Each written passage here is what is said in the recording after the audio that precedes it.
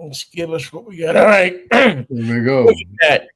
Edit stream. I see Vinny and I see me, and we're Well, live. How about you know that? what, Michael? That might be all we might get for a while here. So tilt your head.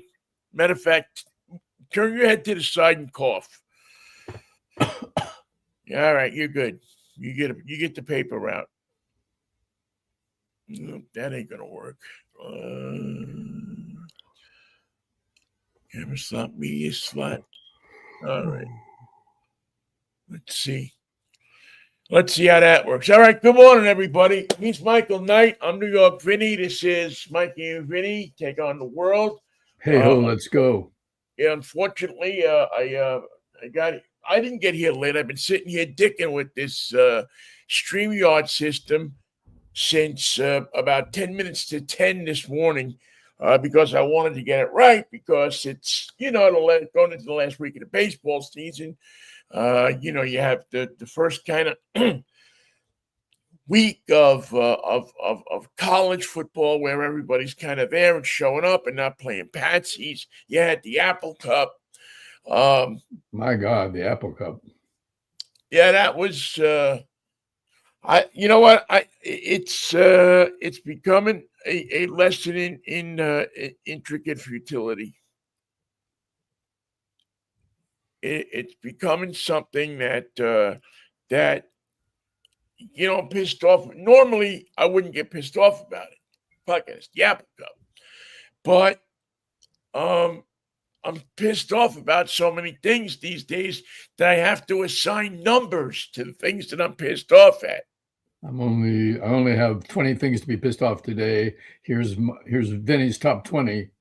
Your pissed off topics might be on Vinny's list. Maybe you have something different, but give it a number so you can deal with these things I don't properly. have, I have a big amount. Let's just say, okay, let's hold it to 20. Let's say, okay, these are the 20 things that I am pissed off about today. I think there's more, but I'd say, okay, I'll bite. I'll say 20. I got easy 20 that I'm pissed off about. And if you move a few letters and numbers like the Soul Train Scramble, you can come up with many things that I am pissed off at above 20, a number way above 20. Just how my life is going these days. You mentioned how about last you? week. Are you at peace?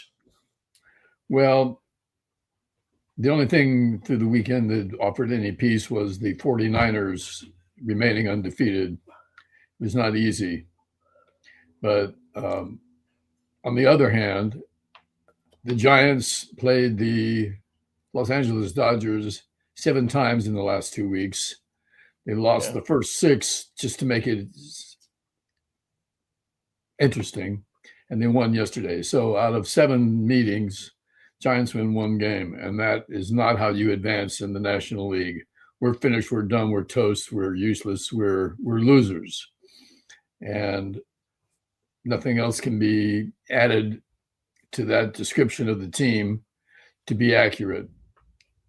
They had an opportunity. They had 7 games to play with their hated Dodger rivals, and they lost the first 6. And it was not even close. Don't be sore. I mean, not by the skin of their teeth, but by the... A little voice from heaven there, Michael, just came down and said something. Don't be a sore loser. I heard it. Maybe I'm in the right part of heaven. I don't know, but I'm just saying. A little voice. No, that's Kristen knowing the better side of the story is to take yourself out of the equation. But I can't, because the opportunity was there to do something at the end of the season. And you could say, well, the better team won. They tried their best. Well, they used their rookies to great advantage, but it just didn't work out. And all of that is true. But the fact is, you had an opportunity to change your season at the end of September, and instead of making any positive inroads, instead of achieving any side to the weird season, the Giants lose 6 out of 7. And that is not a competitive number. It's not a result you can live with.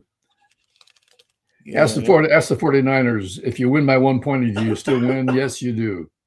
Absolutely.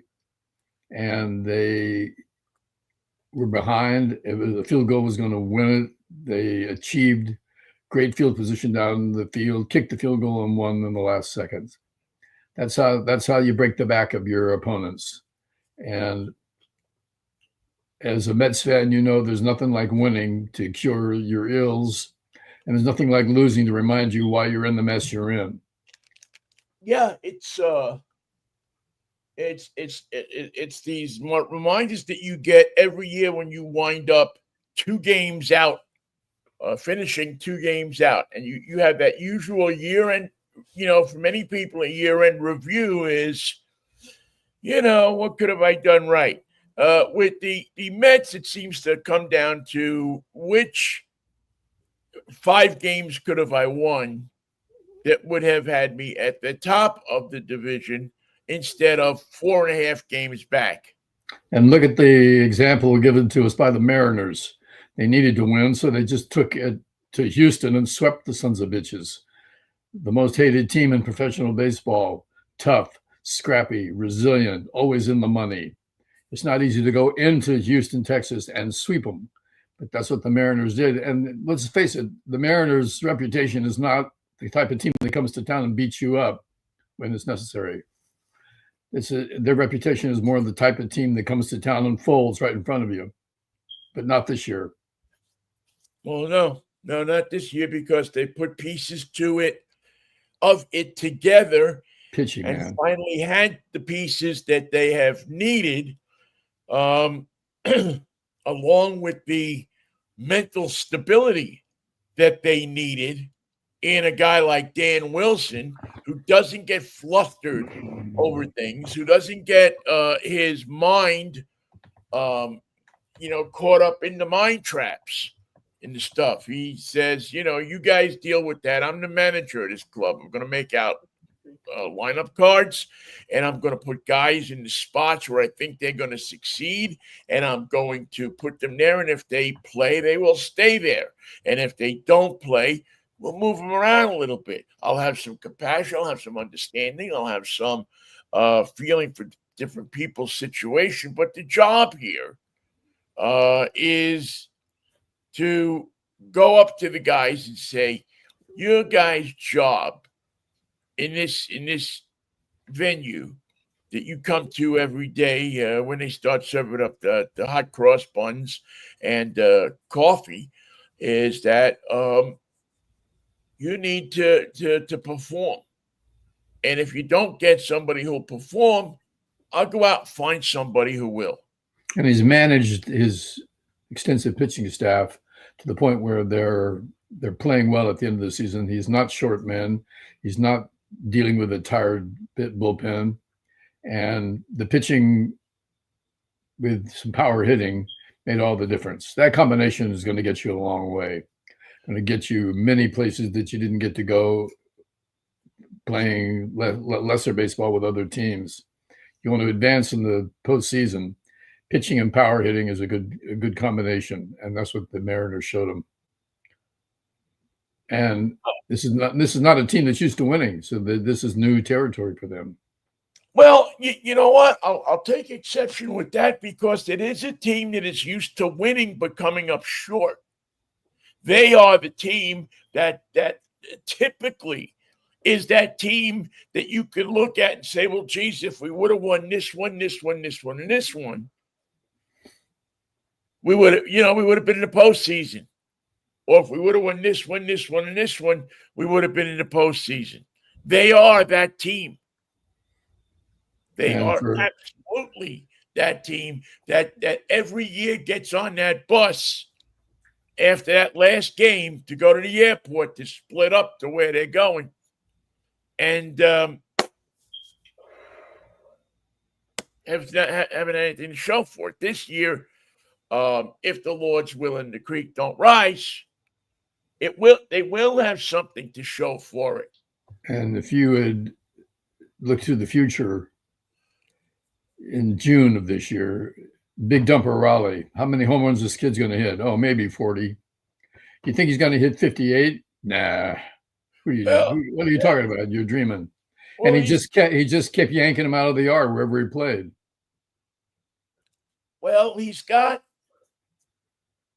he's got something that I love to watch. I'm just trying to find my other glasses. I got these reading glasses on, and they're not serving me well. But he is a guy that I love to watch Pete Alonso hit because there's a certain way that he gets in the box, and you can almost see that ball leaving the pitcher's hand and coming right to where Pete wants to hit it.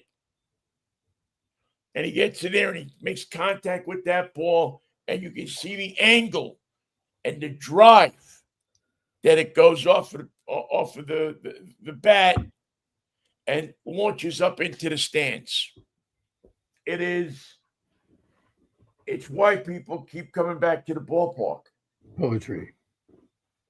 Because you can sit there and you can look at it, and it's a consistency that he has.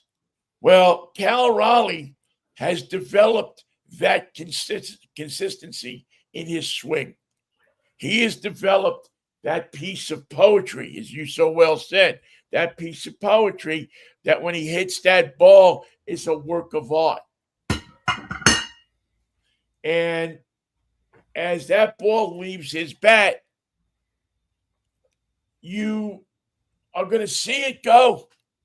You're going to look at it go. You're going to watch it go, and you're going to go, man, these are the things that the scribes.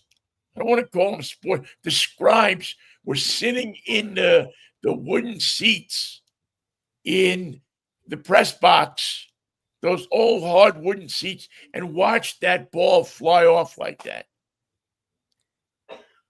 That these are what those people watched. These are what people paid $3 to go to the game and sit in a hot summer day afternoon and watch take off. This is what you looked for. This is what you watched. It wasn't just to sit there and have a beer.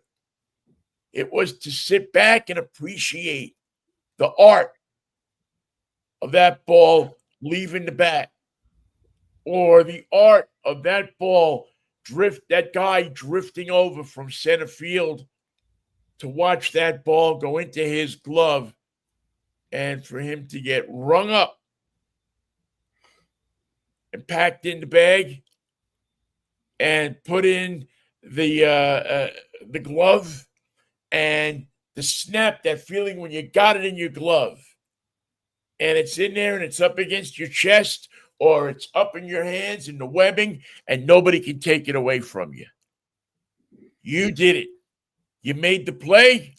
You watched the ball sail over the fence. You did it. You were part of something that is so well timed and so well spectacular that you can only have it happen if you have it happen 30% of the time.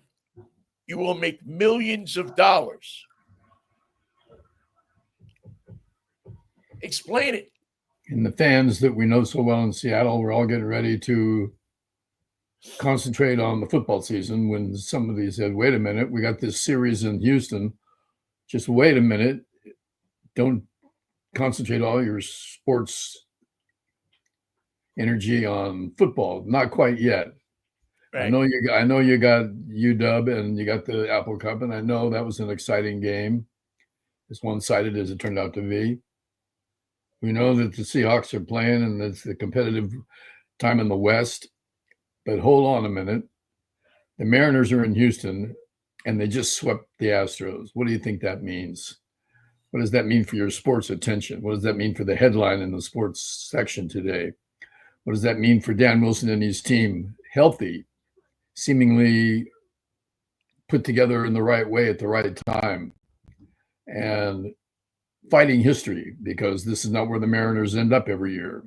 No, no, They end up out of the money somehow. But this year is different, and you have to say that a month ago you wouldn't have predicted it was going to end this way. You predicted it was going to be a fight because the Mariners, much as the Mets did, squandered a lead. Don't forget that the Mariners were up by 6, 7, 8 games a month and a half or 2 months ago. And they through injury and different circumstances that happened, they were able to figure out a way to spend that lead. They were up and easily became a team that was able to take that lead and say, we don't want to work with a lead. That's for people. That's for losers. It's for contenders.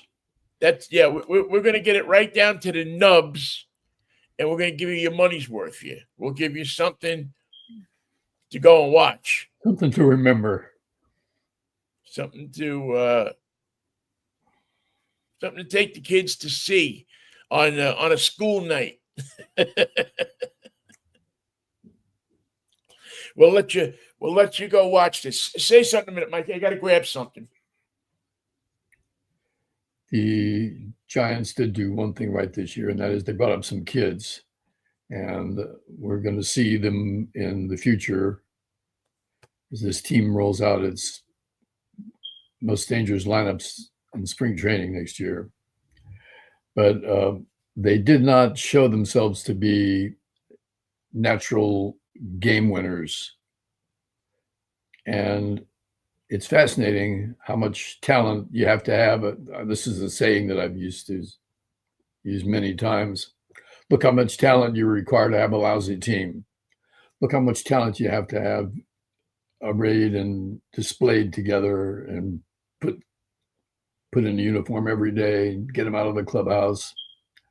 How many guys it takes to have a losing team, a team that's not going to be a contender, a team that's not a world beater, full of talent, full of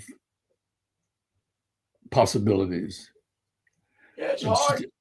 It's hard, and that's the Giants right now. They have a ton of talent, a lot of baseball gold to be displayed on the diamond, but the end result is they didn't foster a winning team.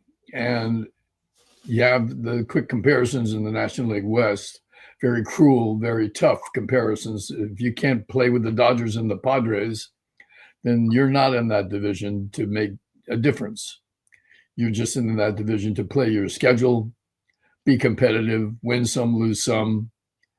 And a couple guys are on the injury list, and the manager looks like he's not interested, and the fans are frustrated, and that's the Giants season for yet another year. They assembled a bunch of talent, and this is going to apply to your team. If you're a Mariner fan, if you're a Mets fan, yes, you assemble a number of players together. You paid them a fortune. You brought as many elements in your baseball world to bear as you could. And yet, where was that high for the year? Where was your experience? Why didn't you feel like Dodger fans are feeling? Why didn't you feel like some of the top teams in the American League could always beat you? Well, that gets pretty damn frustrating. And You can say, well, at least we're not the Pittsburgh Pirates. So what? That's a comparison that doesn't make me feel any better. So you don't suck as bad as somebody else who does suck worse. That's not a comfort to me. If I can't beat the Dodgers, I can't play in my division. And I don't have a team that can beat them right now. And that's my fault.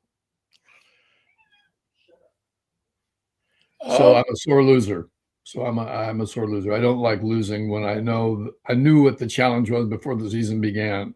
If I can't beat the Dodgers, I'm going to be behind them when this time comes. When September baseball rolls around, if I don't have a team that can win against the Dodgers, I know that I can't advance. Forget who's going to be playing me in the American League and the National League. Forget who's going to be playing out of my division. If I can't beat the Padres and the Dodgers, I can't advance. And that's where we're stuck. We're stuck there year after year with talent, with dangerous players, with true professionals that belong in the best of the National League. But we're missing that spark. We're missing that element. Well, this was a team, though, that looked like it should have been headed someplace. It should have been going someplace. It should have been a team that, for better or for worse, should have been hovered around somewhere around 500 at the All-Star break, and ready to make their move going into a time like August, and by September should have, been pretty ready to make that move to assemble those people at the trading deadline and make the proverbial run for it. And I got to be honest with you, Michael. I didn't see a lot of that out of the Giants. What you saw instead was the best starting pitchers would get no run support. Right.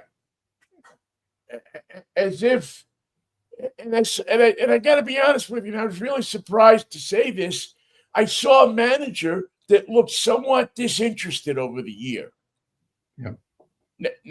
I know that Bob Melvin has won all of those years in Oakland and learned how to win all of those years in Seattle and a little short time he spent in San Diego. It seemed like it was poised to be this huge, I'm coming back and I'm going to show you how I'm going to win this thing for my Giant fans, for my guys that I'm going to take them to the promised land.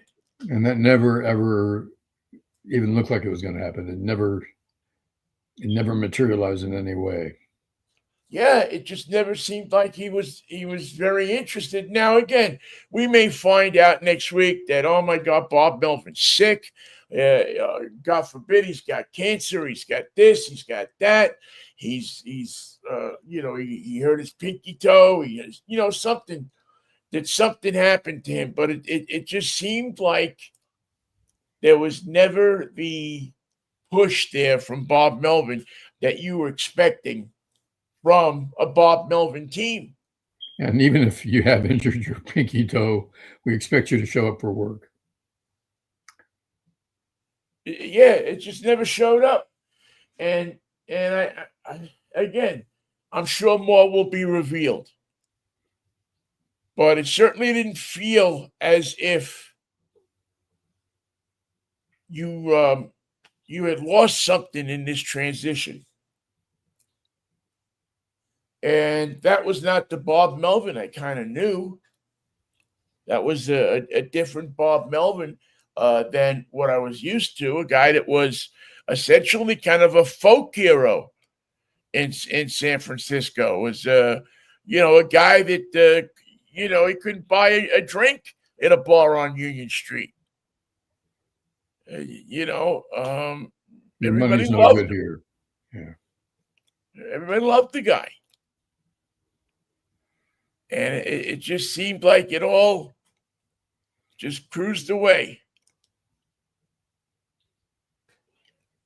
And, maybe more will be revealed. Maybe we'll be taught something.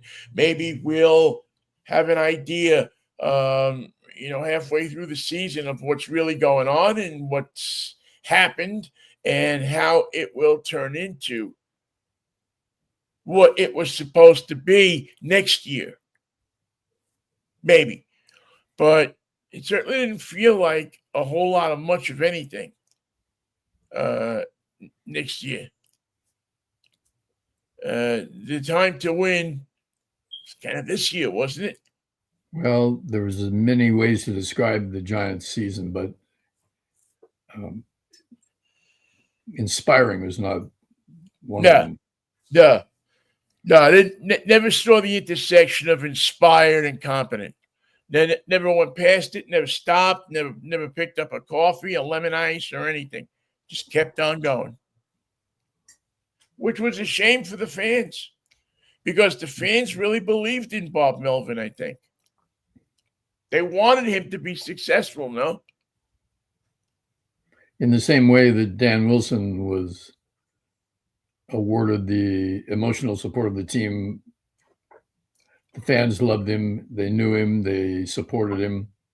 They didn't say he's the most natural manager in the American League, but he proved himself to be one of the best. And it's hard to imagine the difficulty that managers have managing their pitching staff because you don't get to call it your way. Yeah, you send out the starter today, but the list of who's available to start is chosen by nature and injuries and difficulties and tired arms and an exhausted bullpen. And pitchers are wacky players. They lose their edge. They lose their competitiveness. They lose their confidence. And the manager and the pitching coach and the catcher have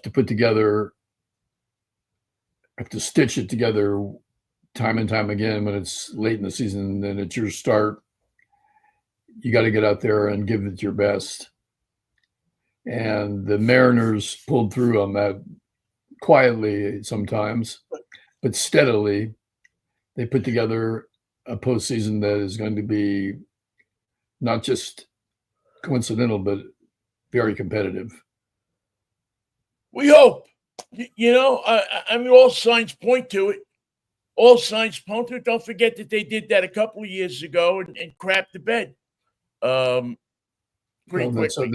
In baseball, that's always an option. Yeah, I mean, they put together a good staff and a good bunch of people and a fine group of players, as good as you wanted to find guys, because it comes down to so many different factors. You have to have pitching, you have to have hitting, you have to have people that want to be there, you have to have just a ton of people that all get on that same page and all roll in the same direction. And if they can't do that, it gets ugly pretty quickly. What's the psychological reaction to the Mariners' success like in Seattle? What's the level of intensity in terms of we do it all the time. Never a doubt. Never even worried about it. Seahawks who?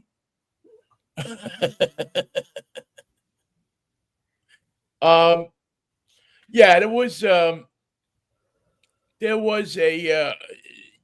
just a feeling of we're gonna go down in that in that land where sports fans live, that's called the bus, the bandwagon. Yeah, the stairs to get up into it are completely smooth, recarpeted, and ready to go. The argument, the only argument around here is who gets to get in. Which the rules of the bandwagon says there are as many seats as you need on this bus. Right. The rules of the bandwagon is everyone's welcome. Get on board. Right. Nobody has a thing that says, well, because I was here, I bought my tickets on July 1st, so I get to get on the bus first, or I get to get this, or it's No. You go, you get on, you hang out, you try to make friends out of those people, you try to make happy people. You just go and enjoy it. Go and get on and enjoy it. And as I always like to say, enjoy the enjoyment. Yeah, because there's a lot of teams that don't get that option. Right. Most teams don't get to play this way. Right. There's going to be, there's going to be a lot of people that want to get on. There's going to be a lot of people that want to, come up with those important seventh, eighth, ninth inning hits, those game winners that just come along and and enjoy themselves and have fun at it. And it's a thrill. It's a thrill. It's a thrill a minute. It's not even a roller coaster ride, because with a roller coaster ride, you go up and down. With We're past that. with a true roller coaster ride, you go up, up, up, and away. You know, and Escaping gravity. and enjoy it, and enjoy it. Just in Dan we trust. He's shown us no reason not to believe him. And I imagined in my futuristic vision that I was going to become a Mets fan this year because the Giants weren't going to be in it, but I figured the Mets would be. That'd be just my luck. But it wasn't the Mets; it was the Mariners that pulled it out in the end. Now they're not. The job is not done. Right? They, Don't. They've gotten this far, but you have to get further. Yeah, there's more ground to cover. There's more places to go. There's more games to obviously be played, and there are more people who have jobs that need to be taken care of, and names that have been put upon. So this team's got to stay healthy, got to stay focused. Yeah, and there are some concerns. There's Brian Wu, who is you're familiar with as a pitcher for this team. I haven't looked yet this morning at what's going on with Brian, but there have been, I think there was a back issue, and so he's got to be looked at, and he's got to be checked out by the finest medical personnel that money can buy in this town, and get an idea of what's going on. You also have a large number of bumps and bruises that are affecting people this time of year. Oh, always. From sliding, which is going to come for everybody. But the Mariners have remained, I believe, relatively unscathed for what they have. For a team that was expected to not to do much, they've stayed pretty healthy. Yeah. And I think that's just a gift. You can't call that. It's just a gift. It's something you can't bank on, something you can't predict. Injuries, injury list, the bane of existence of baseball. You don't know what's going to happen. I mean, ask, I don't know, think about think about Ron Hunt in 1964. Go back go look it up, kids. Think of, different players, pitchers that have played through injuries. The only thing is that you really have to keep an eye on your pitchers at this time of year, because guys will lie to managers and tell them that they'll play through an injury. It's nothing. I feel just fine. My Tommy John doctor said I've got 60 more pitches left in me. Yeah, and we all know that that's exactly not what's going on at this point in time. So, let me get back out there, Coach. I'm okay. I'm okay, boss. Just let me run out there and take care of it. And that's a sure ticket to destruction of the highest order. To the emergency room. These pitchers are interesting in that they've got this need to throw 100 miles an hour or more, but none of them ever learn junk. None of them ever say, "My arm's not what it used to be when I was 20 years old, but I can still throw junk. I can throw a breaking ball that breaks in. I can throw one that breaks out. It only comes in at 70 miles an hour, but I'm going to put it where you can't hit it." I'm I, going to rec- I, send I, it rec- I, where the rec- sun don't shine. I recommend you get a starting pitcher on your team to learn to throw junk, and the sooner the better. Well, the Mariners, I think, have been able to do that. I think they have a nice assortment of guys who can deliver different approaches, angles. What's the word? What's different looks, different kinds of pitchers who, if they need a fireballing, hard thrower, they can deliver that on the next day. They can figure out a way to get that. If they don't, if they need something different, a different look, if they need to switch their rotation around a little bit to get a different look at somebody, because half of this team's lineup loves to go after junk balls. They can provide you a guy or two guys or three guys who'll be able to do that fairly well. They're able to provide. It's one of the beauties, I think, in this team is that they can provide a lot of different looks at different people who can provide you with some people who can confuse you at the plate. And I love that. And I love. this team is poised to do something that it's never done before. Now, we don't want to screw the pooch by mentioning things in the future before we get there, but they haven't won the World Series.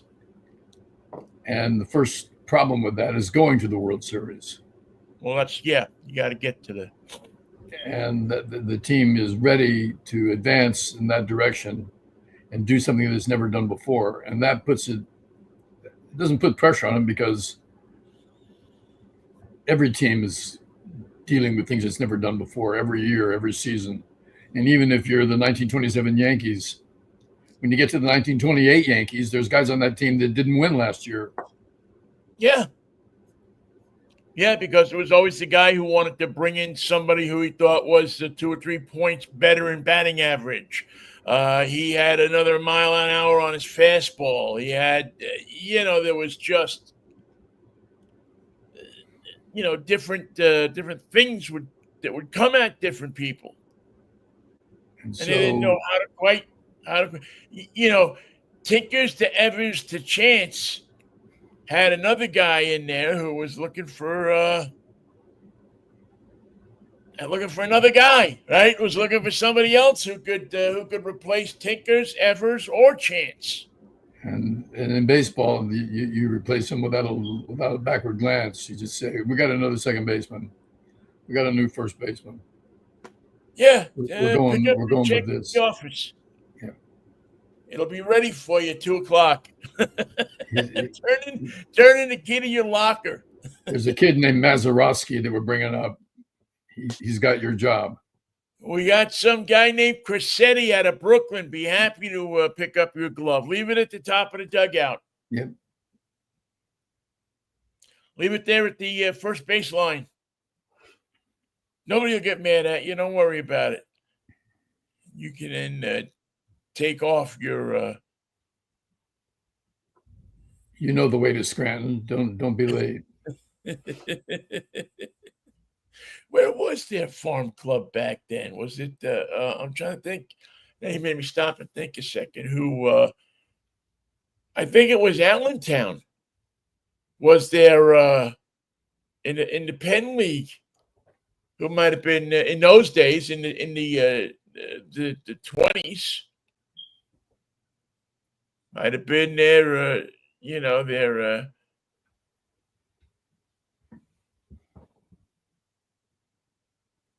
AAA. Yeah, I'm trying to think if I can go back. It wasn't Columbus. Columbus came on afterwards. It wasn't Toledo. I think they were traditionally the Indians. Holy Toledo. Yeah, the Mud Hens were traditionally their AAA International League franchise. But once you got them, it was and I'm trying to think. The Giants were traditionally Jersey City. Was their was their AAA franchise, and they always thought that yeah, maybe it was. Yeah, yeah, kid. It's not coming to me of that period. I'm talking about the 20s and the 30s, and then of course by the time you got to the late um 20s and 30s, you got into the war, and that was a whole mess because you didn't have enough players to, you decimated the minor league system with whoever you were putting out there. So I don't know who you got at that point. And don't forget, you also had a fully functioning third major league in those days too. In you also had the PCL, which was in essence a third major league. The Texas teams. You had the Texas leagues that were, that were good. Again, an equivalent of any of those teams that were good teams. You had teams that were equal to whatever you could get in from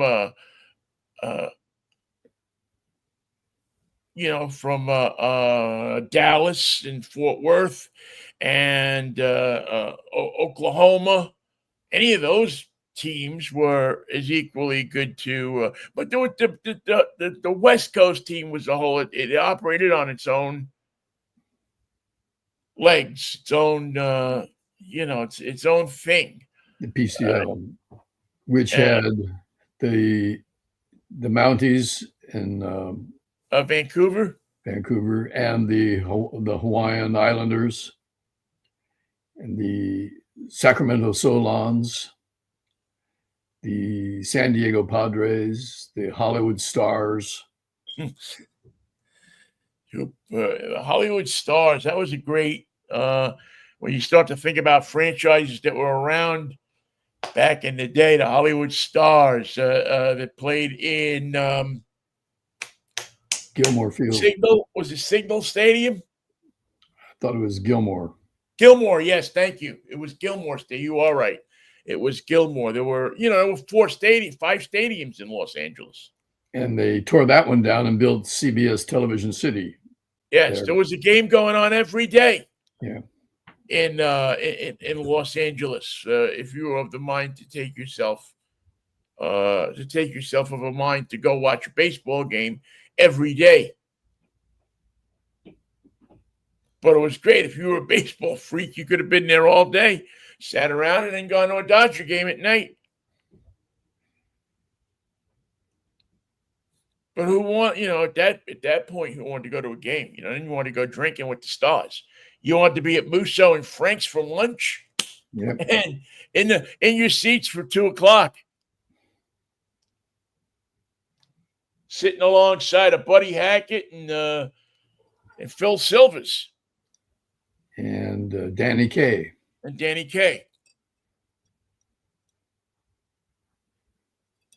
Little did he know that one day Danny Kaye would own your Seattle Mariners. He was a baseball fan.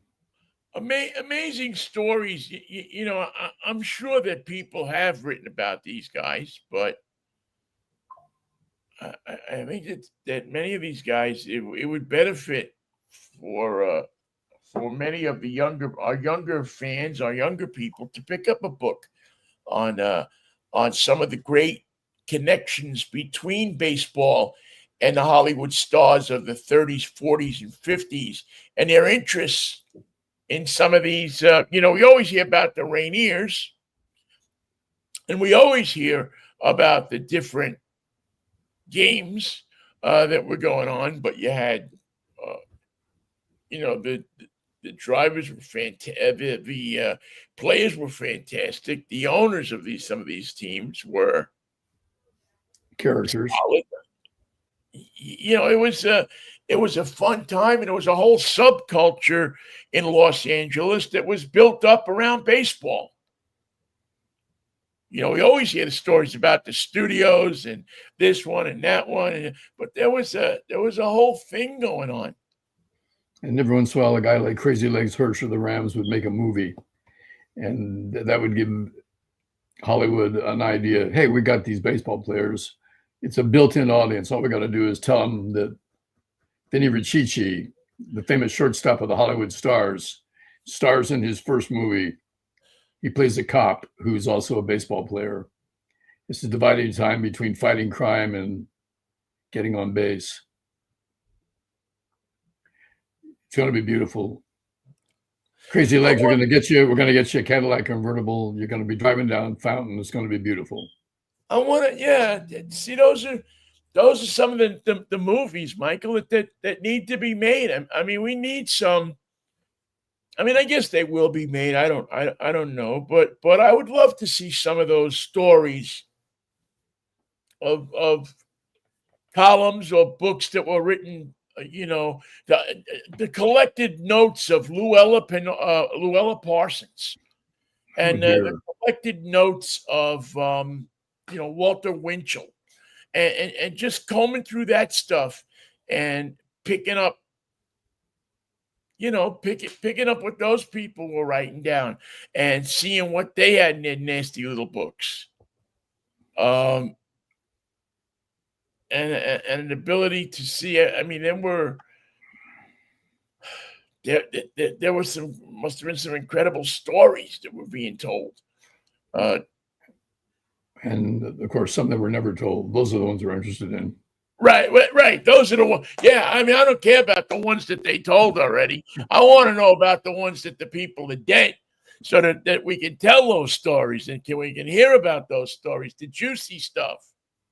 The page. What was his name in L.A. Confidential? Was it Page Patchett? Yeah. That was, in that whole Sneaky magazine. Yeah, all of those great stories, and what must have been, what was his line? Danny DeVito had a great line in that movie. And Spy, whatever the Spy magazine under the thing and over it was great because there were scandal sheets. If you think the media is tough now, I mean, now it's done with the government endorsement, but in those days, there was no government endorsement. Hollywood had a soft white underbelly that was easily accessed through Slingshot magazine or whatever it was called. Yeah, it just kept you. But if you were Crazy Legs Hirsch, it could make you a star for one movie. Yeah, or a number of go look at any 50s or 40s or 50s B movie and look at the what do they call them? There's a name they have for them. It's not the A position, but it's that just a little bit lower typeset that you can fit 20 names onto the page instead of 18. and everywhere. And I love to watch them because every once I just watched a show the other night, a movie that had a guy named Rock Hudson in it, in the Marine story. And he was, maybe this kid's got something. Maybe he's got something. Maybe he's got a little something. It's hilarious. And those were great. Well, I guess it depends if you got caught in bed with your neighbor's son. Maybe it wasn't such a great afternoon for you. There was a downside to that sort of action, yeah. Yes, there was a lot of, just because it wasn't leave the kids alone. They're just having an afternoon exercise.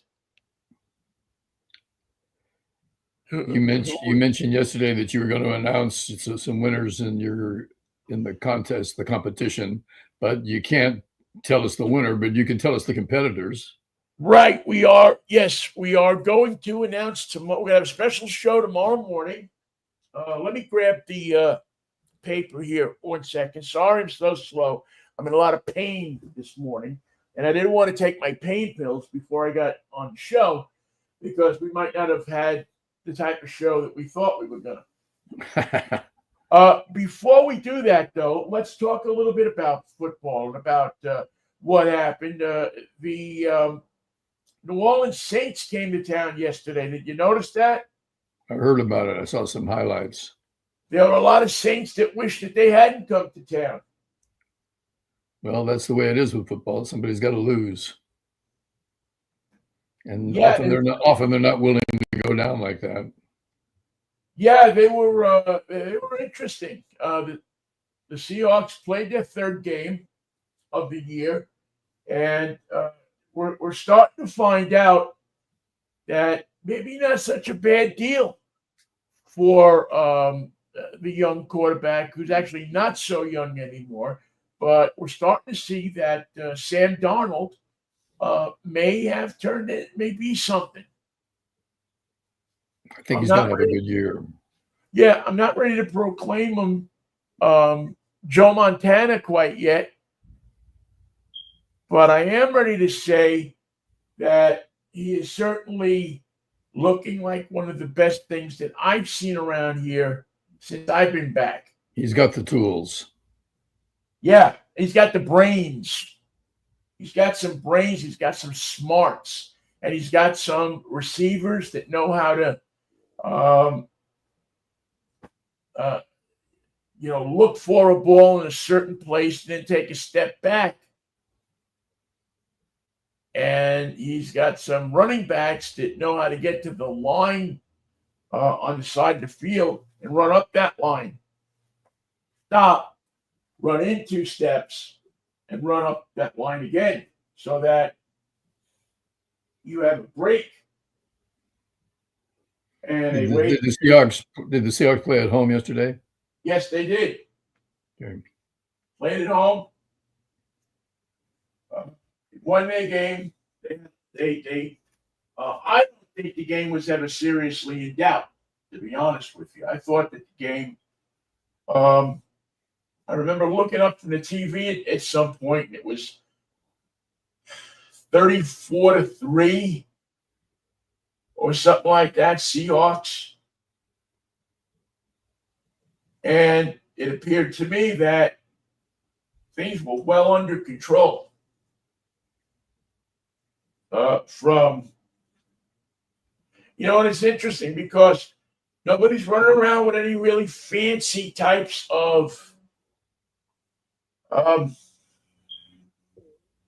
defense names, Legion of Boom or Wall of Doom or Wall of Voodoo or Little Anthony and the Imperials. Although I like Little Anthony and the Imperials, I would take that as a name for my defense. And the only convincing charted song about juvenile delinquents that I can think of. Say that again. The only convincing song of what? The only charted song that had to do with being a juvenile delinquent. Oh, well, no, that was no, that was that was Frankie Lyman. You're right. No, no, no, I'm not a juvenile delinquent. Well, that's what Frankie said anyway. Although, that was his defense. huge charted song about an African war chant. Shimmy, shimmy, cocoa bop, shimmy, shimmy, bop. I mean, you run through the jungle and heard that, and you left. You didn't wait for the next plane. You exited the jungle.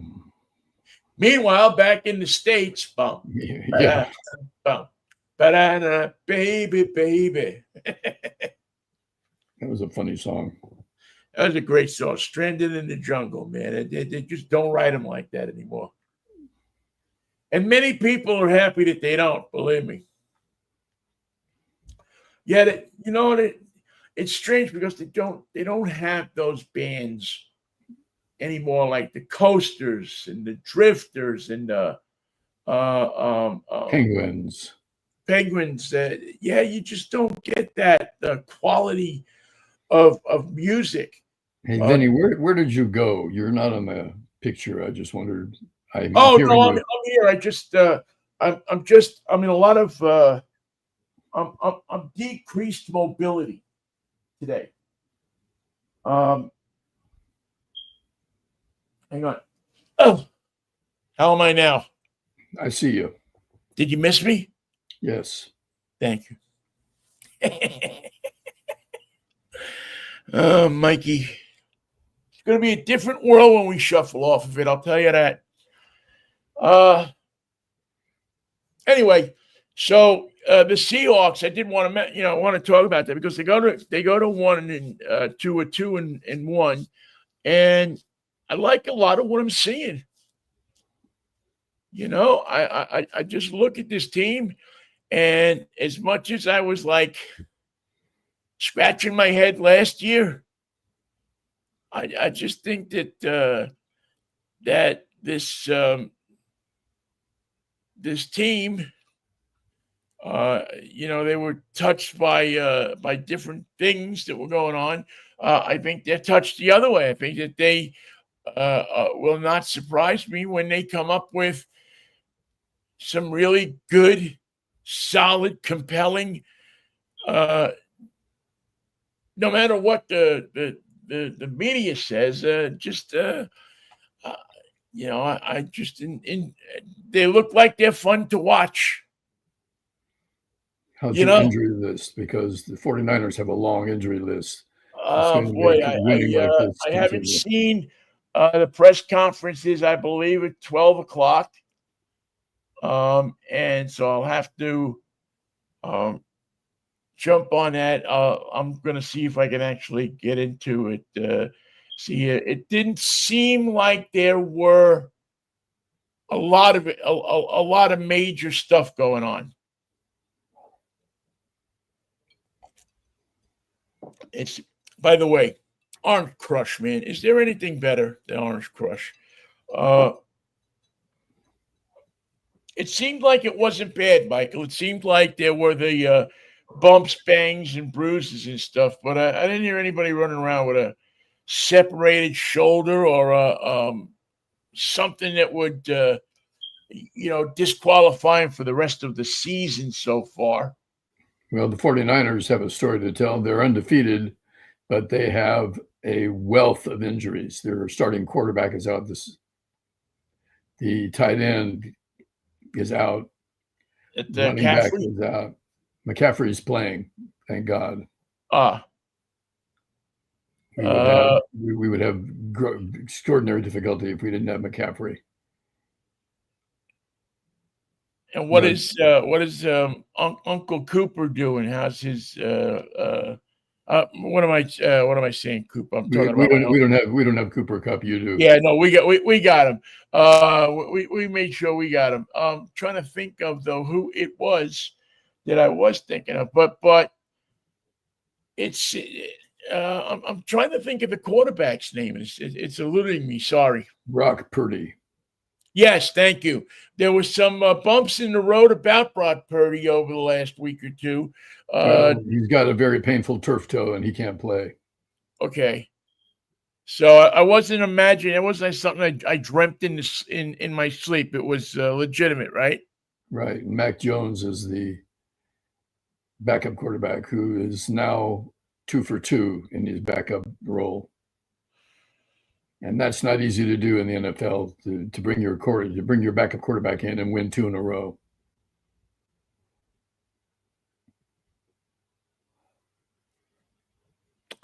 Wow. So their injury report shouldn't look very not much to be happy about in the 49er injury report, should there? Correct. We have some problems. What will have to happen there? Just guys getting better, or is there something more seriously needed?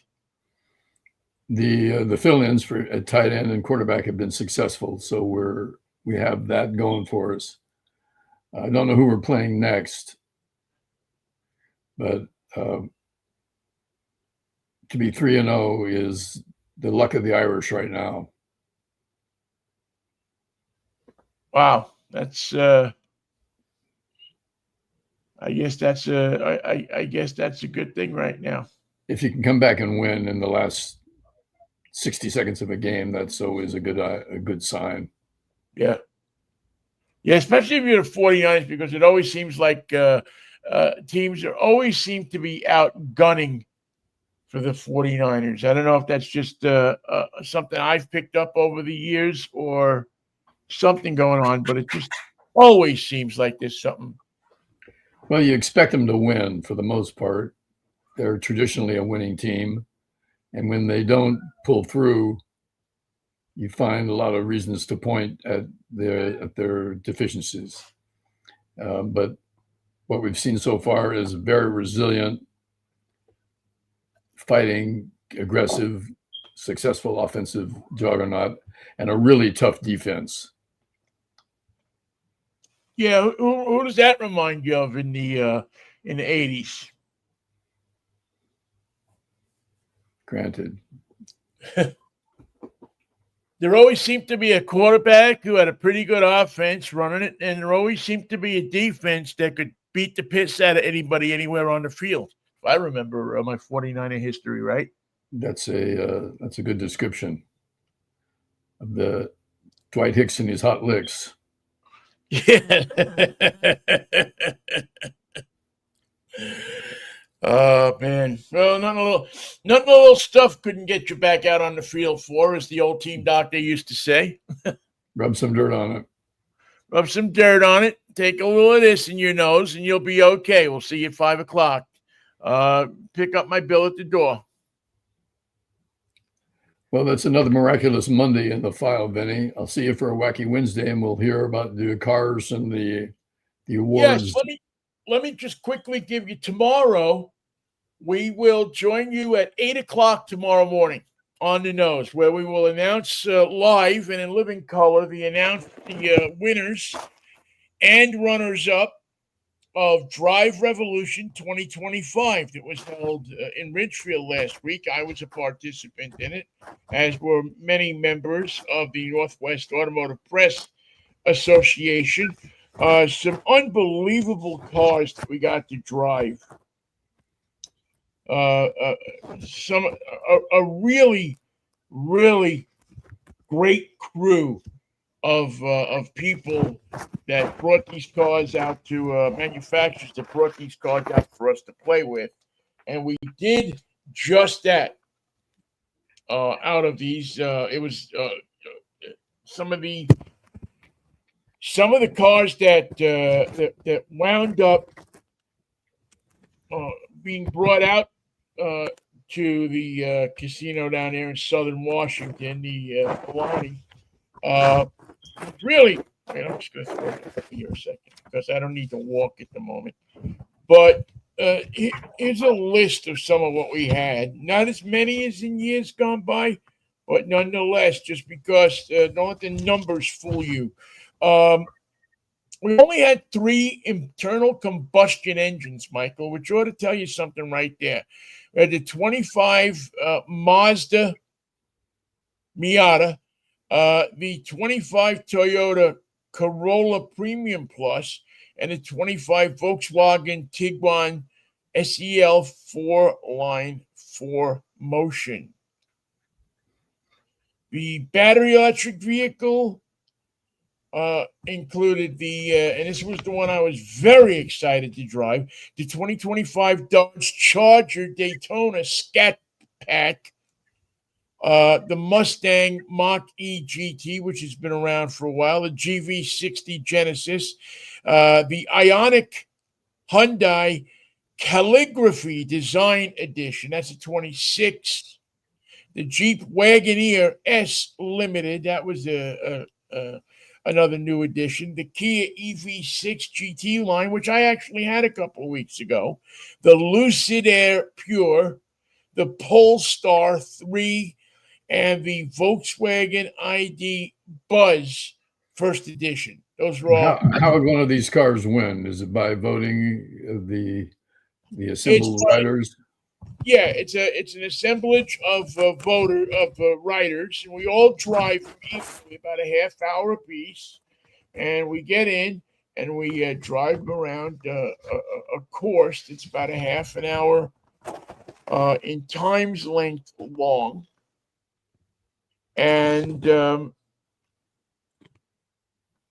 we basically take them out of the parking lot, run them as hard as we can, do what we can do with them, try to see how fast they'll go, how well they'll handle on some interesting country roads, and get and cool them down enough so that nobody gets upset when they ride them, that they don't have any brake drums left on them, or they don't have any skin left on the rotors, or that different things have happened, and we take them back to the places, and we take them back to these really kind of off the beaten path types of deals.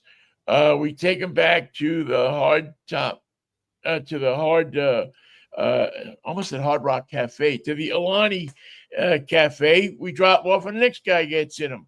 And then at the end of 2 days, around, I'd say like a day and a half, you get about probably about 2 o'clock on Saturday afternoon. On Thursday afternoon, we title them up. We get on a scoreboard that we have, an electronic scoreboard. Have you ever seen such a thing? And we vote for the best class choices, which would be the best ICE, which is internal combustion, best BEV vehicle, battery electric vehicle, and best regular HEV. And overall choices were, we go, best overall tire powertrain. And we file the ballots, and a couple of people sit in a room. They count all the ballots, and actually, I have in my hands the winners. But as I said, I cannot reveal the winners until tomorrow because it would cost me my membership, and I just don't want to lose my privilege of driving these different cars. Tomorrow will be soon enough.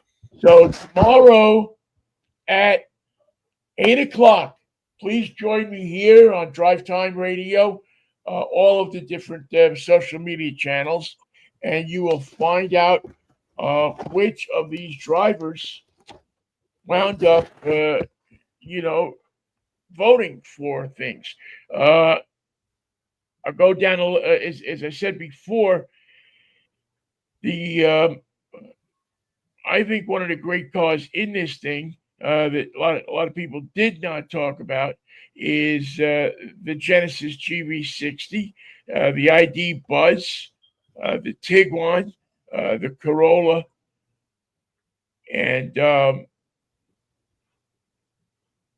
GT,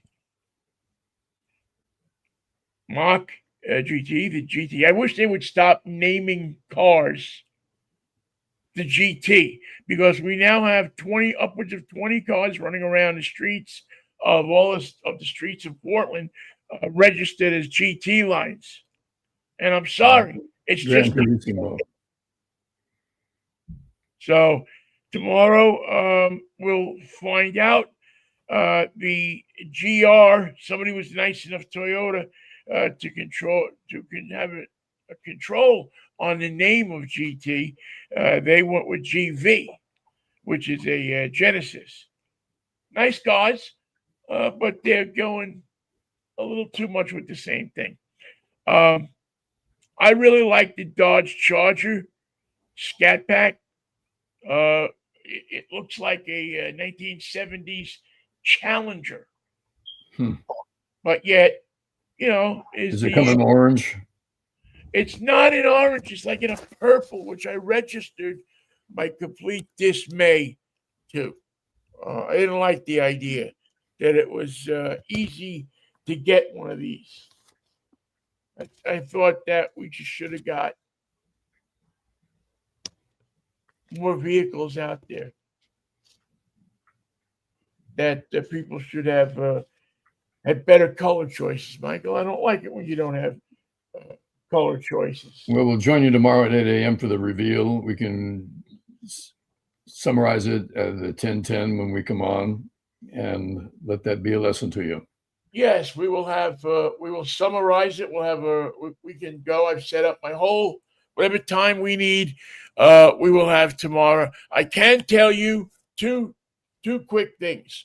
Number one, if you have any interest at all in buying an electric car, this is the week to do it. If you want advice, if you want consultation, if you want understanding of what is going on with electric cars right now, send me an email and I will try to help you as best as I can to help you. These cars are fantastic. And you can get into one for $100 a month. I spend more on paid toilets than you'll spend on a car. That sounds hard to believe, but maybe you got something there. It's the right time to buy cars. It's the one thing that Trump hates so much that he's willing to do what he's going to do. Sacrifice the industry. Yeah, it's the industry right now. So we'll go over that. We'll go over some of the best. We'll go over some of the worst, and that will give you an opportunity to take a look at these cars and to learn more about. And I misspoke. Dropped I said the mic.